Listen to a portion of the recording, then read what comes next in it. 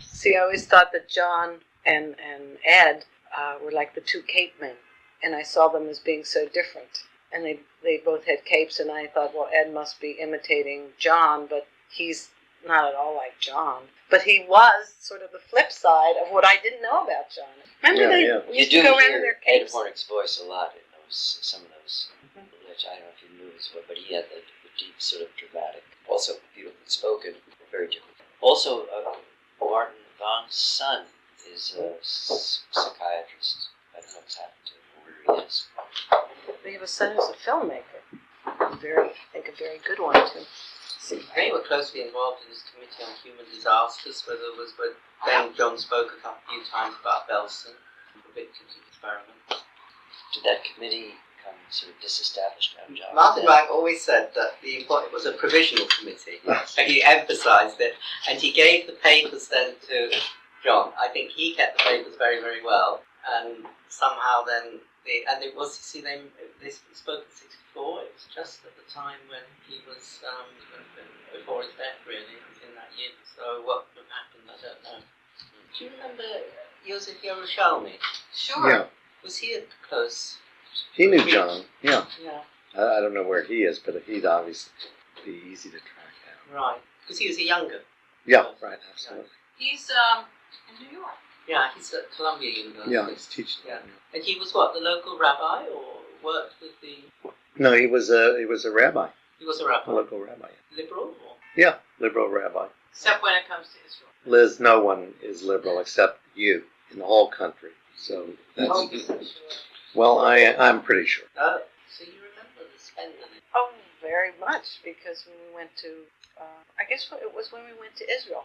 I guess it was on our way back that we stopped and we left. Because John really, that's another nice thing about John, is that some of his friends he shared. And then some of his friends, did you ever meet Auden? Did you? But I think he put together people who he thought would click. Okay. So did he put you together with anyone? It was little. You were too little, okay. But the people that we met through him, Yeah. we liked very much. Okay. But he really encouraged me music. Did he encourage you about writing poetry, Michael? No. Did he know you wrote poetry? He encouraged me to go. Huh. Did you visit Eau Vive? I did. You did. Can you remember the year? Yeah, it was probably, I would say it was sometime, I could probably think which year in the 50s, but it wasn't the 50s. It was Yeah, 54. 53, 54. So. Did you come across someone called Jean Vanier then? And John was just living there? No, John wasn't living there. He wasn't? No. He was quite close to He was in the He States. was already, He was in the in States. Okay. And he said, oh, you should go there and da-da-da. Okay. So I did do that. Why? And because John isn't mentioned, Crayon, and Crayon is mentioned as Founder. founding psychiatrist organisation L'Arche, and the letters of John saying, I respect. We all are wondering. I wonder if there's a link between Crayon and what then developed in 1960, the development of the psychiatric hospital.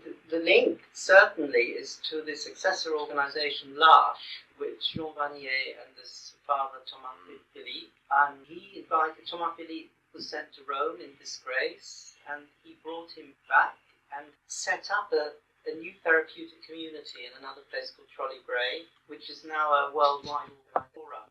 And then it's with Dr. Crayon. And it's a question of, you see, that's the Catholic Yeah.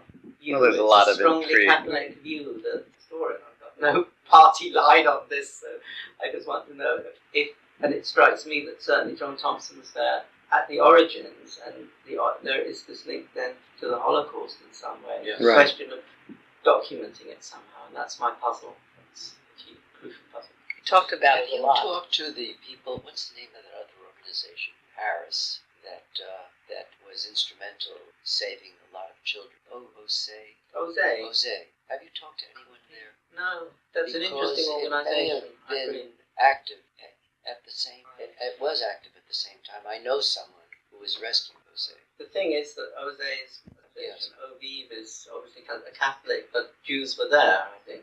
So it was sort of, and it was open in a way, Catholic, but open, an interesting feature. But you have one hell of a puzzle. Yeah. It is. I have some, I can say, piece of evidence. No, I mean, I really think it would be interesting to, I mean, I don't know how you're going to organize the book, but to go from someone who was sort of on the world stage, knowing the Pope and so on and so forth in UNESCO, and at the other end having chapters from, I was going to say, the ground up. I mean, patients, and an individual patient when he's an individual psychiatrist, and it's quite a range of interests and activities. I would like. It would be a nice counterpoint, I would think. No, right. That's funny. Liz was saying how John always trying to do very nice favors. So when I was going to go to study in France, and there was a program, and the program was that they would arrange for you to stay with a French family and so on and so on. So I told John about this. He said, you shouldn't do that. I have the perfect place for you. I have a friend right in the heart of Paris and so forth. You should stay with them. So I said, well, that sounds good. So I tell the official program, don't worry about finding me, family or housing and so on and so on. It's all taken care of. And so John said, you go and you see, Madame so-and-so, and it's all arranged. So, I arrive in Paris, and I go to see her, and apparently at the time she had 2 young women staying with her, and she said, and I said, here I am. She said, you can't stay here in the same apartment with these young women. You can stay for a night, but, or 2 at the most, but then you have to go and find some other place to stay. Oh, Jesus. But he meant well. Yeah. Did he ever talk about T.S. Eliot? I don't recall. Yeah, because he had this identity with the Prufrock. Yeah, well, Did I Sin, which we got after his death, we quoted the love song of J. Alfred Prufrock. Did I give you that? No. If I didn't give it to you, it's lost, unfortunately. But it was really eerie because he mailed it and we received it after he died. And he quotes, the verse, going, beneath the bubbles of the sea and so on. It's really like a horrible premonition. I mean, if I had the poem in front of me, I could, you'd see the verses which were very, appropriate. And then, I guess, you talk about mysteries. I don't think someone like John A., who was a Catholic, would commit suicide. B, John was, an excellent swimmer, scuba diver, and you can't. It's very hard to commit suicide in scuba gear, especially in a few feet of water. I mean, it's impossible. You basically float. I mean, so and it was very shallow water. So I just don't understand how it happened. As I mentioned to you, we saw some little stings, but unless there was some kind of anaphylactic shock of a magnitude that is exceedingly rare, but you couldn't commit suicide that way. I don't believe you just can't. You can't. You can't force yourself to hold your breath. It's just it's really not possible. I think he felt that the Virgin Islands was like a holy place. Yeah, I mean, he always, he was. How did he talk about it? Do you remember? Well, I mean, talked about it as, many people do, how peaceful and beautiful and the ocean and, the contrast to his life in New York and so forth. Another place of meditation. See, now, I mean, obviously all those records are lost because people don't say that, but who knows how many times he went down there with the patients. Did the patient also? No. The patient must have been. I mean, the patient was just sort of a little more freaked out at the beginning. Quite strange. I remember. No, I just remember discussing again and again was how could it have been suicide? No, I mean, I don't, because of the ideology, because of the circumstances. Doesn't you can't? Yeah. I don't know how one could commit suicide. It's just not possible. It's a mystery, which is, I mean, that's how. Well, I mean, unless it was deeper and he was pulled in.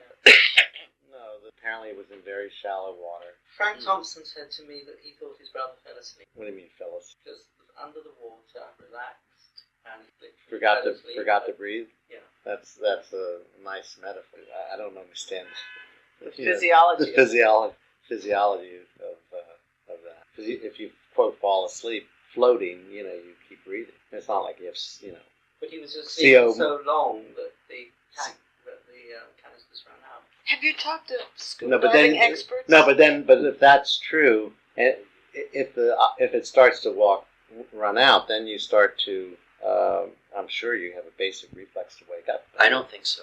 Actually, I'm not sure. But I think the problem is that the breathing oxygen, and you don't have a carbon dioxide building up inside. What so happens that you when? lose this suffocation? But what happens when you're getting zero, nothing in? I don't know. You could. Isn't that analogous to holding your breath? I don't think so, but I'm not sure. Because if you're not taking anything in, I mean, it's like someone's holding your nose and mouth. I'd have to check, but it doesn't sound. It sounds very unlikely that he It's unlikely fell asleep, because he was in shallow And he was water in with a shallow water. companion. and there was someone with him. Yeah, I mean that's. It sounds very strange. Yeah, I wouldn't buy into that. It sounds like there must Sounds have been. very strange that he would even say that. That's Is what's there so some strange. kind of signal if the oxygen is running out? Is there some kind of Yeah, you see it on your. Well, if you you look, have to see it. I mean, if you're, I've Check all the time. Yeah. been a scuba diver, but I've asked even Howard if you who fell does- asleep, I can't. You Well, that's would, my son-in-law. you He would- does a lot of scuba diving. I think you So would does start my, to. so did my I husband. mean, when your tank goes So empty, my son was in the front. you feel like you're suffocating and wake up.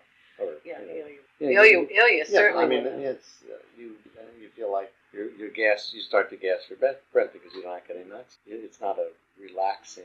I'll ask carbon my son. monoxide. The oddity about, is that during the war, he spent hours in an oxygen design because that was the problem his work was working. Was high altitude flight, so that he really understood about the terrain. That makes it even more intriguing. And Going he against. devised this special helmet for pilots to pre-breathe oxygen before To they went on the climatize. I'm getting sadder and sadder that he. I'm sorry. You know. He's a wonderful person to read. You can be sad about. And did my dad say anything about what he thought my mom's relationship and John's relationship was? Yeah. He thought it was so interesting. Yeah. No, he But I don't. He said they were very. He said that very. What was the story about Mom getting very sick? Remember that story No. Dad told? Did he tell you a story about my mother getting very sick? It had something to do with John. If I remember the story, I will talk to my sister about it. Maybe she'll remember. But John never treated.